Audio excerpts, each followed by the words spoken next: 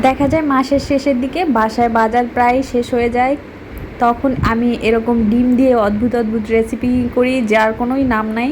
এগুলো আমি খাই আর আমার জামাইরে খাওয়াই। আর আমার ডিম আমার অনেক বেশি পছন্দের, এটা যেভাবে রান্না করে দেওয়া হোক না কেন সেভাবে করেই আমার ভালো লাগে। তো আমি এখানে 2টা ডিম সিদ্ধ করে তারপরে এটাকে মাঝে একটু কেটে হলুদ আর লবণ দিয়ে ভেজে নিয়েছি, হালকা একটু বেশি ভাজা যাবে না। এরপর দিয়ে দিলাম বড় সাইজের একটা পেঁয়াজ কুচি করে, হলুদ মরিচ আর একটু দিয়ে দিলাম আদা রসুন বাটা। অল্প পরিমাণে দিতে হবে, তা নাহলে কিন্তু গন্ধ আসবে। তো দেওয়ার পরে এটা যখন একটু বলক চলে আসবে তখন এর মধ্যে দিয়ে দিলাম একটা আলু বড় সাইজের। আলুটাকে আমি একটু বেশি একটা কুচিও করিনি, আবার একেবারে বড়ও করিনি। দেওয়ার পরে এখানে একটু ঝোল দিয়ে যখন এটা একটু বলক চলে আসবে তখন আমি ভেজে রাখা ডিমগুলো দিয়ে দিচ্ছি।